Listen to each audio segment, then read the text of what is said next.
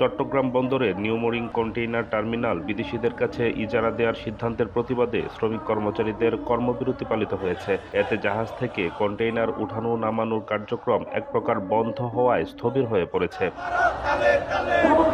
শনিবার সকাল থেকে চট্টগ্রাম বন্দর জেটিতে জাহাজ থেকে কন্টেইনার ও পণ্য উঠানো নামানোর কাজে যোগ দেয়নি বন্দরের কর্মচারী ও শ্রমিকরা। তাদের কর্মবিরতি চলে বিকেল 4টা পর্যন্ত। ফলে জিসিবি টার্মিনাল, টিসিটি ও এনটিসিতে জাহাজ থেকে কন্টেইনার উঠানো নামানো কার্যক্রম বন্ধ ছিল। আমরা জাতির কাছে একটি মেসেজ দিতে চাই যে চট্টগ্রাম বন্দরকে বিদেশিদের হাতে তুলে দেওয়ার মতো বিধ্বংসী কার্যক্রম বন্ধ করার জন্য দেশের যদি কিছু ক্ষতিও হয়ে থাকে তাহলে এটাকে মেনেই আমি মনে করি সরকার আমাদের দাবির প্রতি সম্মান জানানো উচিত। প্রশাসনিক সমস্ত কার্যক্রম এমনিতেই বন্ধ, আমরা অপারেশনাল কার্যক্রম আজকে বন্ধ ঘোষণা করেছি এবং চট্টগ্রাম বন্দরের শ্রমিক কর্মচারীরা স্বতঃস্ফূর্তভাবে সকাল 8টা থেকে অপারেশনাল কার্যক্রম বন্ধ রেখেছে। বিভিন্ন ধরনের চাপ প্রয়োগ করার পরিপ্রেক্ষিতেও আমাদের কর্মচারী সেটি শুনছেন না, তারা তাদের কর্মসূচি পালন করে যাচ্ছেন।